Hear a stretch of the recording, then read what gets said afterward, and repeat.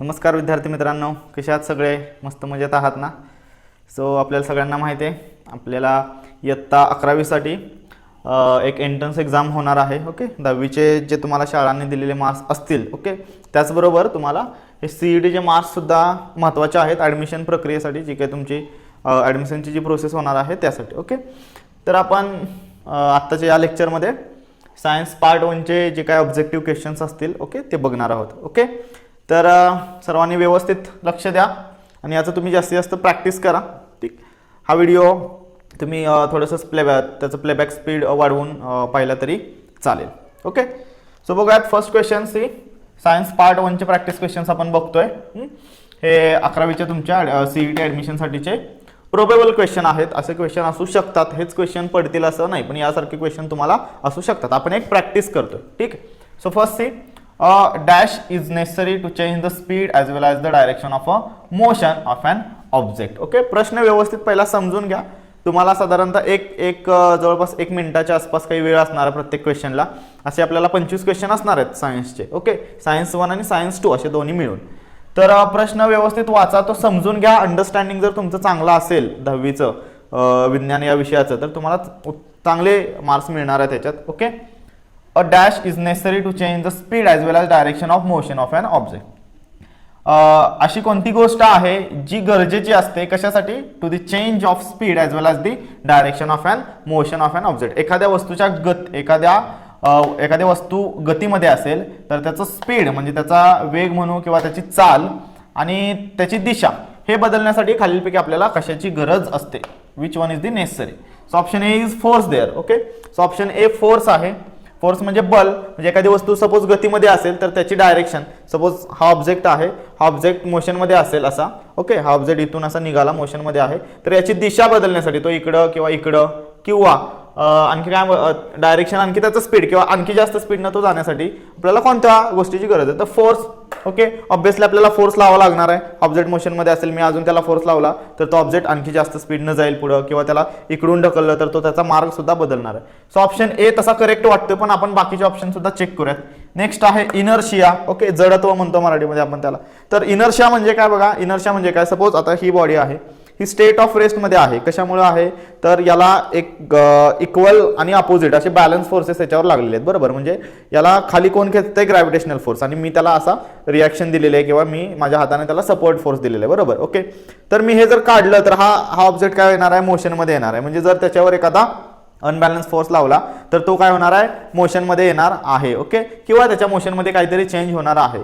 हे कशामुळे होतं? तर ऑब्जेक्टच्या असलेल्या मासमुळे. ऍक्च्युली ऑब्जेक्टच्या असलेल्या मासमुळे त्याला आपण इनर्शिया असं म्हणतो. ऍक्च्युली इनर्शिया तसा थोडासा त्याचं डायरेक्शन किंवा त्याचं स्पीड चेंज करण्यासाठी कारणीभूत नाही. मोमेंटम म्हणजे काय? Mass into velocity. ओके, तो सुद्धा इथं इनकरेक्ट ऑप्शन आहे आणि मोशन तर नाहीच आहे. ठीक आहे, सो ऑप्शन ए हा करेक्ट आहे. फोर्स सिंपल आहे बघा. एखादा ऑब्जेक्ट मोशनमध्ये आहे, ठराविक गतीमध्ये आहे आणि त्याचं काहीतरी स्पीड आपल्याला बदलायचं असेल किंवा त्याची दिशा बदलायची असेल तर ऑब्व्हियसली आपल्याला काहीतरी फोर्स अप्लाय करावा लागणार आहे. Next C, the orbit of an planet revolving around the star is.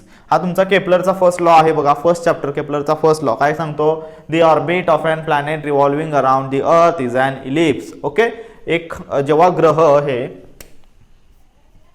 Suppose हा सन असेल तर प्लॅनेट्स जे असतात ते इलिप्टिकल ऑर्बिटमध्ये फिरतात. Okay, so this is your son and this is your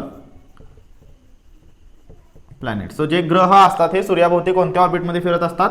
elliptical ऑर्बिटमध्ये फिरत असतात. हा केपलरचा फर्स्ट लॉ आहे, लक्षात ठेवा. ठीक आहे, so the orbit of an planet revolving around the sun is an ellipse and the sun is at the one of its foci. So इलिप्सला 2 focal point असतात.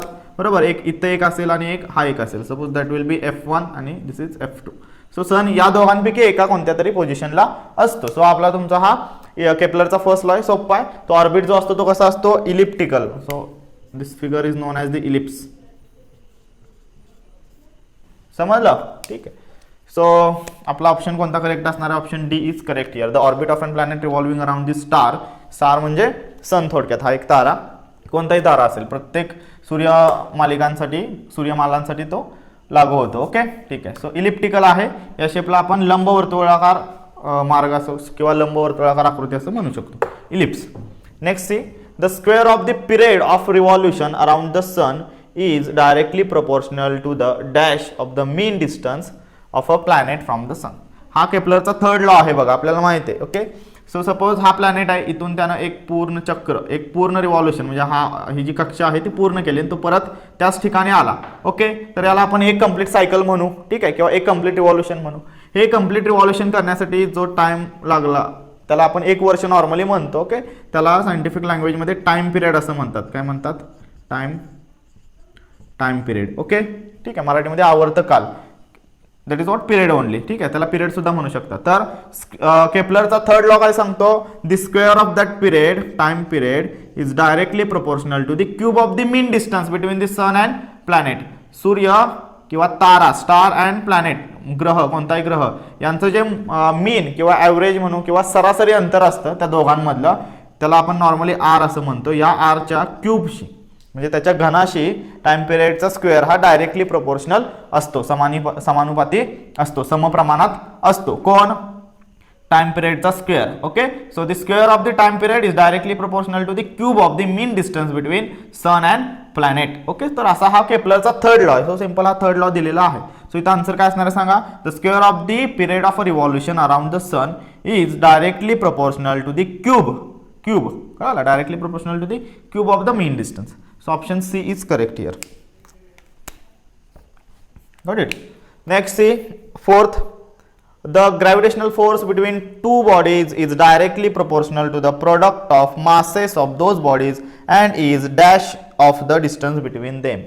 हा आपला Newton's law of gravitation. Okay, Newton's law of gravitation काय सांगतो? The gravitational force is directly proportional between the product of their masses, दोन बॉडीजच्या मासेसचं product, and this it is inversely proportional. Inversely म्हणजे छेदात. ओके, 1/, एखादी गोष्ट इनव्हर्सली प्रोपोर्शनल असेल, suppose X is inversely proportional to the Y, हे कसं लिहितो आपण? 1/. ओके, समजतंय का? 1/y असं लिहितो आपण. हे इनव्हर्स झालं, याला इनव्हर्स म्हणतो आपण. ओके, व्यस्त प्रमाण. आणि डायरेक्टली म्हणजे काय?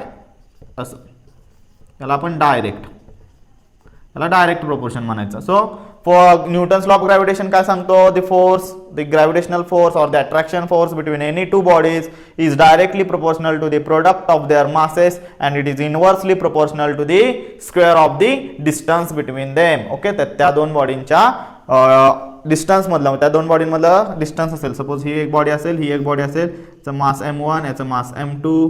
ओके, सो यामधलं डिस्टन्स d.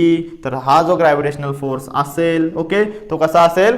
या दोन मासेसच्या प्रोडक्टच्या डायरेक्टली प्रोपोर्शनल आणि त्याच्या डिस्टन्स, ह्या दोन मासेसच्या मधलं जे अंतर असेल, ह्या अंतराच्या वर्गाला तो इनव्हर्सली प्रोपोर्शनल असेल, म्हणजे ते छेदात येईल. ओके, सो ऑप्शन काय येणार आहे सांगा? The gravitational force between two bodies is directly proportional to the product of their masses and, याच्यावरून आपल्याला ग्रॅव्हिटेशनल फोर्सचा फॉर्म्युला मिळतो. हे एक रिलेशन झालं. याचं इक्वेशन बनवताना न्यूटनने जी हा कॉन्स्टंट कन्सिडर केला. So you will get F is equal to capital G m1 m2 divided by d square. कळालं?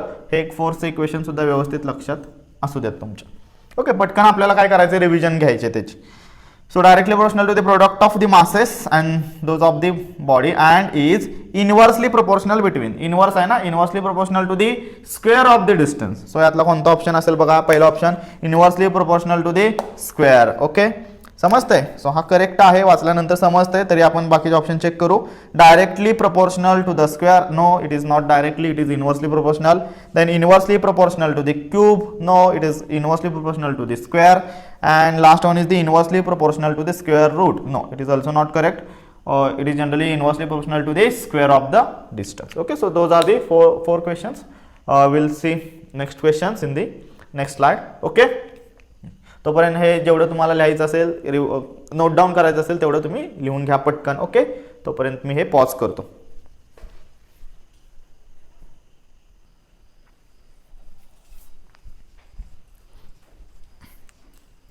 Okay, now let's see the next questions. The fifth question is that the value of universal gravitational constant, that is capital G, in SI unit is. So they have asked you the value of universal gravitational constant capital G ची SI unit मधली value. Okay, so capital G आपल्याला माहिती आहे तो काय असतो, universal gravitational constant F is equal to capital G m1 m2 divided by d square. हे gravitational फोर्सचं इक्वेशन आहे, बरोबर. ठीक आहे, सो त्याच्यातला हा G. सो जी ची व्हॅल्यू आपण इथं मिळवू शकतो बघा. फोर्स कोणत्याही त्या दोन बॉडीमधला ग्रॅव्हिटेशनल फोर्स. ओके, आणि हे डी स्क्वेअर इकडं काय होईल, इकडं मल्टिप्लिकेशनला जाईल आणि डिवायडेड बाय हे m1 m2. ओके, सो एवढे कॅल्क्युलेशन केलं यांचं. सपोज काय गिवन असेल तर जीची व्हॅल्यू, ठीक आहे, तशी जीची व्हॅल्यू कॉन्स्टंट फाइंड आउट केलेलं आहे. ॲक्च्युली तो एक कॉन्स्टंट आहे. ठीक आहे, सो त्याची व्हॅल्यू नोन आहे. So that will B 6.67 into 10⁻⁻11. ठीक आहे, आणि त्याचं SI युनिट काय असतं बघा, इथं आपण मिळवू शकतो. फोर्सचं युनिट असतं Newton.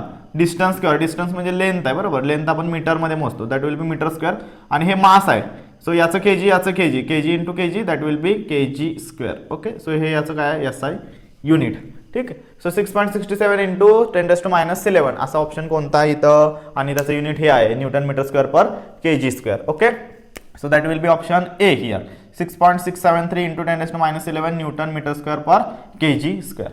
Here it is 6.67 into 10⁻11, so that is not a correct.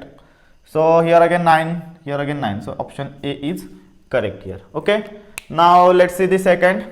The dash force is much weaker than other forces in nature. खालीपैकी कोणता फोर्स किंवा बल आहे ते हे वीकर असतो, खूप कमी आपण असं म्हणू शकतो की, ठीक आहे, तर ते खूप वीक आहे.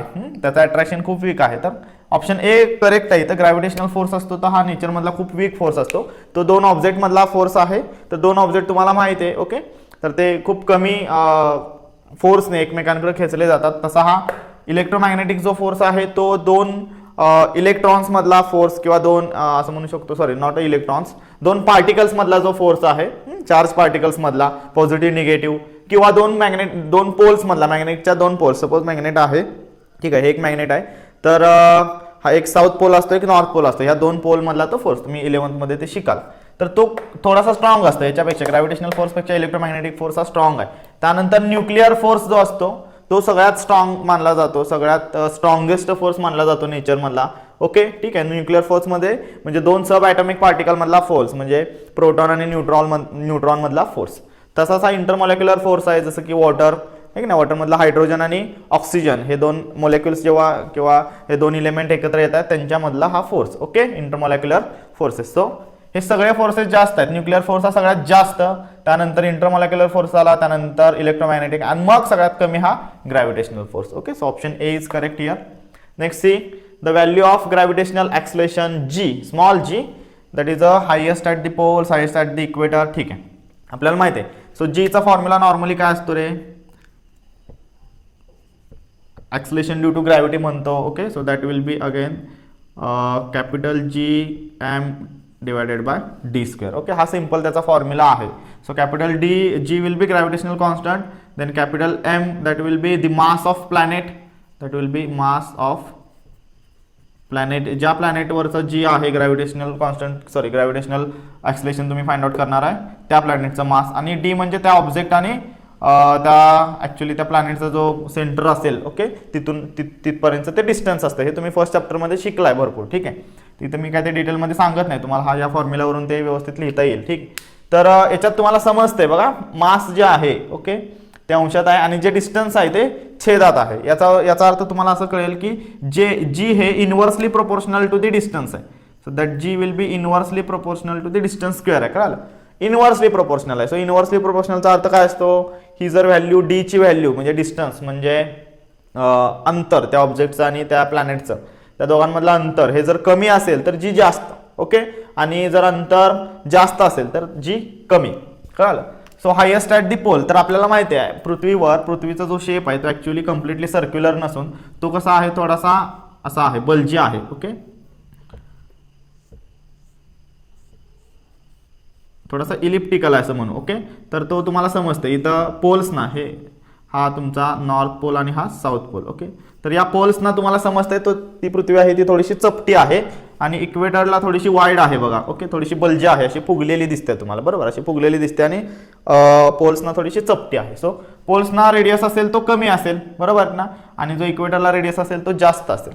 सो जिथं रेडियस कमी तिथं जी जास्त, रेडियस म्हणजे डिस्टन्स ना सेंटरपासून. So highest at the poles हा ऑप्शन आपला पहिलाच करेक्ट येतोय. तरी पण आपण बाकीचे ऑप्शन चेक करूयात. हायेस्ट ॲट द इक्वेटर नाही, इक्वेटरला रेडियस वाढणार आहे, त्यामुळं काय होईल, रेडियस वाढला तर काय होईल, त्या जीची व्हॅल्यू कमी होईल. Then same everywhere on the surface of earth नाही, आपल्याला माहिती आहे पृथ्वीचा जो रेडियस आहे तो सेम नाही आहे, म्हणजे प्रत्येक सरफेस आपण ॲक्च्युली सेम घेतो, म्हणजे एक कॉन्स्टंट 9.81 आपण असा कन्सिडर करतो, पण ते ॲव्हरेज असतं. ॲक्च्युली इक्वेटरला ती व्हॅल्यू कमी असते आणि पोल्सना ती जास्त असते, समजते. म्हणजे पृथ्वीवर सगळीकडे ती सेम नाही आहे. आणि लास्ट आहे ती lowest at the poles. So पोल्सना रेडियस कमी आहे ना, सो रेडियस कमी असेल, रेडियस डिवाइडला आहे तर ही व्हॅल्यू जास्त असेल, इनव्हर्सली प्रोपोर्शनल आहे ते. Okay, so that's why the option A is only correct. Now see the value of gravitational acceleration at G at equator. So ही व्हॅल्यू माहीत पाहिजे. सो इक्वेटरची व्हॅल्यू ही कमी असते, कळतंय, आणि इथली व्हॅल्यू असते ती जास्त असते पोल्सना. सो इक्वेटरची व्हॅल्यू यातली कमी म्हणजे ही 7.8 आहे. 832 ही याची व्हॅल्यू आहे, पोल्सची व्हॅल्यू आहे. इथं असते ती 9.832 मीटर पर सेकंड स्क्वेअर आणि इथं असते ती 9.78 मीटर पर सेकंड स्क्वेअर. ओके, इक्वेटरला या पॉईंट्सना विषुववृत्तावर. सो ऑप्शन इथं सुद्धा ए करेक्ट आहे. 9.8 ही आपण ॲव्हरेज घेतो, 6.67 ही बराच वर गेल्यानंतर होते ती कमी. ठीक आहे. Next, the free fall of an object is possible only. Free fall म्हणजे माहिती आहे सगळ्यांना, फ्री फॉल म्हणजे हा एक ऑब्जेक्ट आहे, त्याच्यावर फक्त आणि फक्त ग्रॅव्हिटेशनल फोर्स अप्लाय होत असेल खाली पडताना, तर त्याला आपण फ्री फॉल कंडिशन म्हणतो. म्हणजे फक्त ग्रॅव्हिटेशनल फोर्स अप्लाय पाहिजे, कळलं. पण जेव्हा आपण असं नॉर्मली एअरमध्ये तो ऑब्जेक्ट सोडतोय तेव्हा ग्रॅव्हिटेशनल फोर्स तर होतेच, प्लस एअर पार्टिकल असतात ते सुद्धा त्याला बायन्सिक फोर्स देतात किंवा त्याला रिॲक्शन देतात. त्यामुळं एअरमध्ये फ्री फॉलची कंडिशन पॉसिबल नाही आहे. ओके, सो ती मग पॉसिबल कुठं आहे, जिथं काहीच पार्टिकल नसतील तिथं नॉर्मली त्याला जो रिॲक्शन फोर्स आहे तो मिळणार नाही. फक्त आणि फक्त जर त्याला ग्रॅव्हिटेशनल फोर्स हवा असेल तर आपल्याला व्हॅक्यूमची गरज आहे. व्हॅक्यूम म्हणजे काय, निर्वात पोकळी म्हणतो आपण त्याला. सो व्हॅक्यूममध्ये कोणताच पार्टिकल नसतो, ओके, किंवा कोणतेच मॅटर नसतात. Vacuum is what, there is the no any matter. कोणताच घटक सबस्टन्स ज्या ठिकाणी नसतो त्याला आपण निर्वात असं म्हणतो, जिथं वारा सुद्धा नाही. Got it. नेक्स्ट 10th बघा. So vacuum is the correct. On the surface म्हणजे ते सरफेस ऑरच्या सरफेसवर तर एअर असणार आहे, कळालं. सो व्हॅक्यूम करेक्ट ऑप्शन आहे. याचा तुम्हाला एक एक्सपिरियन्स सुद्धा एक दिलेला आहे तिथं एका डू यू नो मध्ये वगैरे. ओके, एक यूट्यूबच्या व्हिडिओची लिंक आहे ती तुम्ही बघू शकता.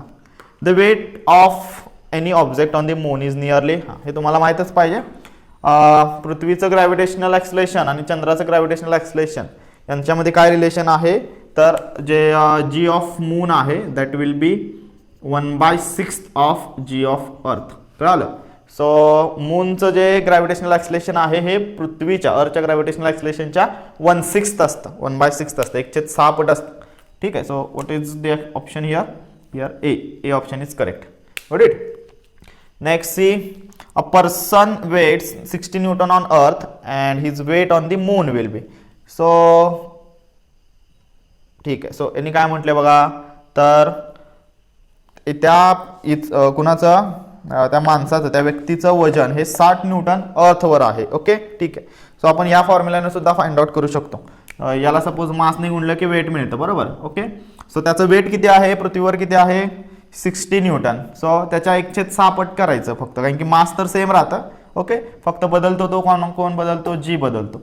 सो पृथ्वीवर जर त्याचं 60 असेल तर चंद्रावर किती असेल, 1/6, कळालं. सो हे वेटचं पण रिलेशन तुम्ही बनवू शकता. So weight of moon that will be 1/6 into weight of earth. Okay, so weight of moon will be 1/6 into weight of earth is on 60 newton. Okay, so that will be 10 newton. So which option is correct here? Option D. सोपं आहे हे, खूप सोपे question असणार आहेत तुम्हाला, यापेक्षाही सोपे असतील. एकदा तुम्ही सगळं रीड करा, व्यवस्थित ओव्हरव्ह्यू करा, त्यानंतर जे काय प्रॅक्टिस क्वेश्चन्स असतील ते भरपूर सॉल्व्ह करा. इथं बघा, लेक्चर्स अटेंड करा. ओके, ठीक आहे, पण प्रॅक्टिस करा म्हणजे तुम्हाला सीईटी मध्ये भरपूर चांगले मार्क्स मिळतील. अबाव 90 इझिली मिळवाल तुम्ही.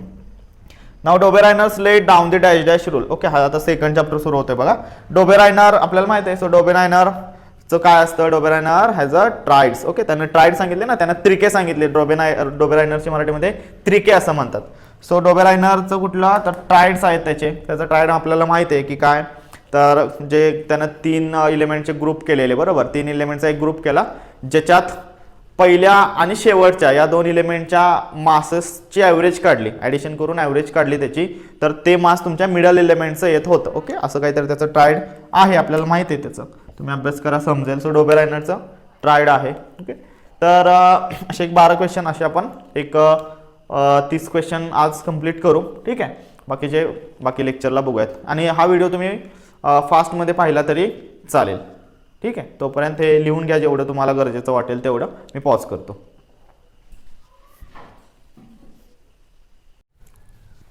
ठीक आहे, चला पुढचे क्वेश्चन्स बघूयात.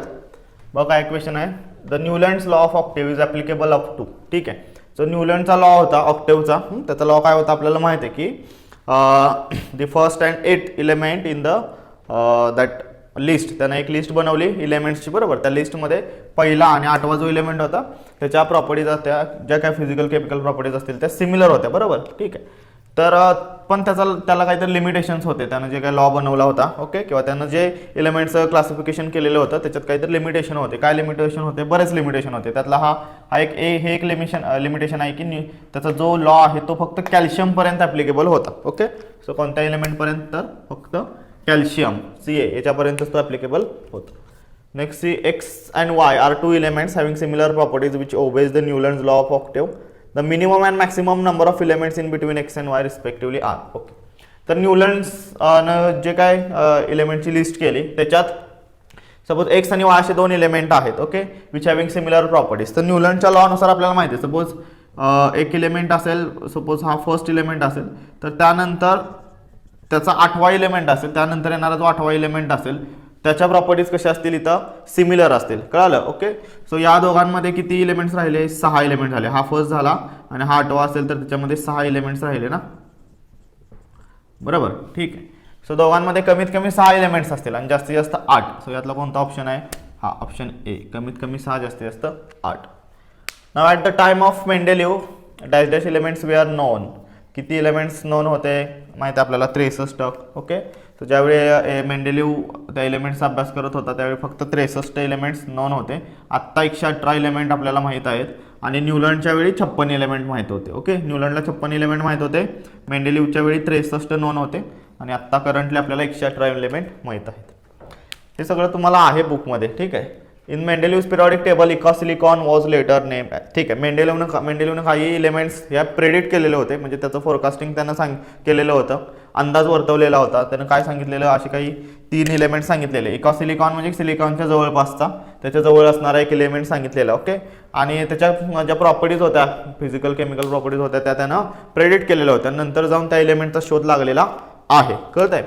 तर असे 3 एलिमेंट सांगितलेले बघा. इका बोरॉन होता, इका बोरॉन, त्यानंतर इका ॲल्युमिनियम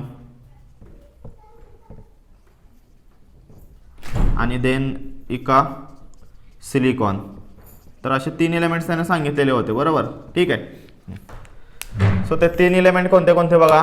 पहिला इका बोरॉन म्हणजे स्कँडियम. नंतर इका बोरॉनवर जसं संशोधन झालं किंवा त्या एलिमेंटवर जे संशोधन झालं त्याच्यानंतर मग त्याला नाव देण्यात आलं स्कँडियम.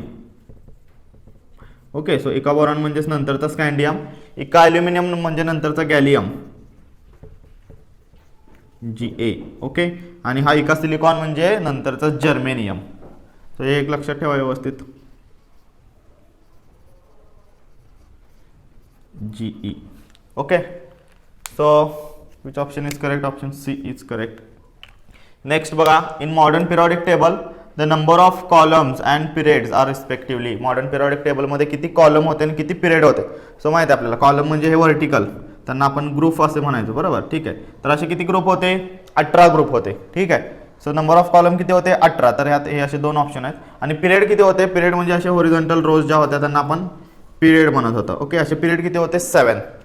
सो 7 पिरियड होते त्याच्याकडं, किंवा त्या मॉडर्न पिरियॉडिक टेबलमध्ये 7 पिरियड आहेत आणि 18 कॉलम आहेत. लक्षात ठेवा. सो कॉलम किती आहेत? 18 आणि पिरियड आहेत 7. So option C is correct here. Next, C dash dash is the outer most shell for elements of period 2. ठीक आहे, आता पिरियड 2 मध्ये सपोज हा फर्स्ट पिरियड असेल, याच्यात 2च एलिमेंट आहेत, हायड्रोजन आणि इकडे आहे तो हेलियम. त्यानंतर दुसऱ्यामध्ये मग तुमचा कोण कोण आहे? याला लिथियम पासून निऑनपर्यंत, बरोबर. ठीक आहे. तर दुसऱ्या पिरियडमध्ये जे इलेमेंट येतात त्याचे कॅरेक्टर्स काय काय असतात तर बघा, त्याचा आउटर मोस्ट शेल माहिती आपल्याला. ओके, सो पहिल्या इलेमेंटचा आउटर मोस्ट शेल एकच, कारण की त्यांच्याकडं एकाच शेलमध्ये, फॉर एक्झाम्पल हायड्रोजन घेतला तर हायड्रोजनचा ॲटॉमिक नंबर 1. ओके, याचा अर्थ त्याच्याकडे एकच इलेक्ट्रॉन, म्हणजे फक्त एकच त्याच्याकडे शेल आला किंवा एकच ऑर्बिट आली. हेलियमचं पण तसंच. ओके, हेलियमकडे 2, त्याचं तो ड्युप्लेट कंप्लीट होत आहे. तसं जर दुसऱ्या पिरियडमध्ये बघितलं, लिथियम बघितला सपोज, तर लिथियमकडे किती आहेत, त्याचा ॲटॉमिक नंबर 3 आहे, बरोबर. सो त्याच्याकडं पहिल्या ऑर्बिटमध्ये 2 आणि दुसऱ्या ऑर्बिटमध्ये 1. त्यानंतर लिथियम नंतर सपोज बोरॉन घेतला तुम्ही. ओके, किंवा कार्बन घेऊ. कार्बनमध्ये बघा, कार्बनचा ॲटॉमिक नंबर किती आहे, त्याच ह्याच्यात कार्बनचा ॲटॉमिक नंबर आहे तुमचा 6, बरोबर. सो त्याच्या पहिल्या ऑर्बिटमध्ये 2 आणि दुसऱ्या ऑर्बिटमध्ये 4. ओके, सो असं तुम्ही निऑनपर्यंत जरी गेला दुसऱ्या पिरियडमध्ये तर तुम्हाला समजून फक्त त्यांना 2च ऑर्बिट आहेत. म्हणजे पहिल्या पिरियडला 1 ऑर्बिट, दुसऱ्या पिरियडला 2 ऑर्बिट, तिसऱ्या पिरियडला 3 ऑर्बिट. ओके, सो असा सिक्वेन्स राहणार आहे. सो दुसऱ्या पिरियडमध्ये किती ऑर्बिट असतील, 2. सो आपण आपल्या ऑर्बिटला नावं आहेत. ओके, पहिल्या ऑर्बिटला के असं म्हणतात, बरोबर.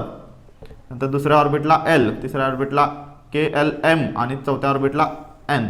सो हा KL, हा M आणि हा N. ओके, समजतंय. सो दुसऱ्या पिरियडमध्ये किती ऑर्बिट आहेत रे, 2 ऑर्बिट असतात. सो कोणता, L ऑप्शन करेक्ट आला. So option B is correct here. Next, the group 1 and 2 constitute the dash dash block.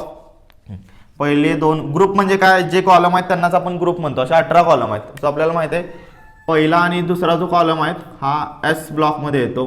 त्यानंतर 3 ते 12, ओके, हे D या ब्लॉकमध्ये येतात. त्यानंतर 13 ते 18 हे कॉलम येतात, ते P या ब्लॉकमध्ये येतात. आणि बाकी 2 अशा होरिझॉन्टल लॅन्थेनाइड आणि ॲक्टिनाइड सिरीज आहेत. ओके, ते येतात ते F या ब्लॉकमध्ये. कळतंय.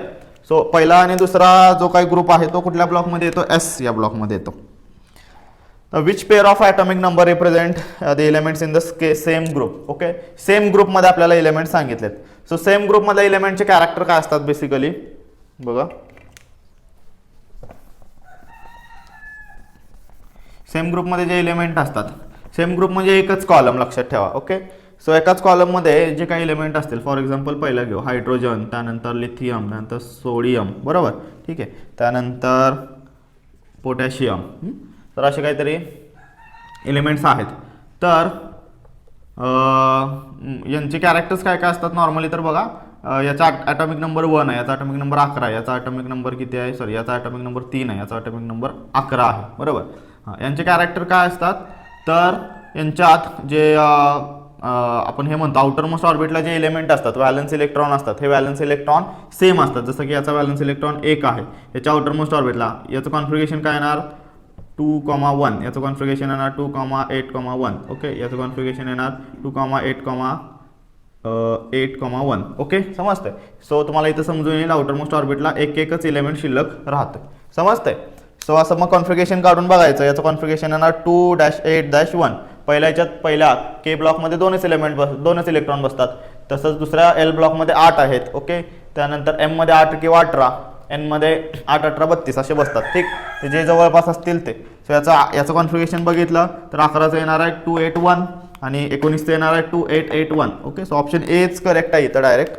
सो बाकीसुद्धा आपण चेक करूयात. याचं कॉन्फिगरेशन येणार 2,4 आणि याचं कॉन्फिगरेशन येणार 2,8,2. ओके, सो याच्यात 4 आहेत, त्याच्यात 2 आहेत, म्हणजे याचा अर्थ हे एका ग्रुपमधले नाहीत. याचं बघा 2,2 तिसऱ्या ऑप्शनचं आणि याचं येणार 2,8 आणि किती येणार 6, बरोबर.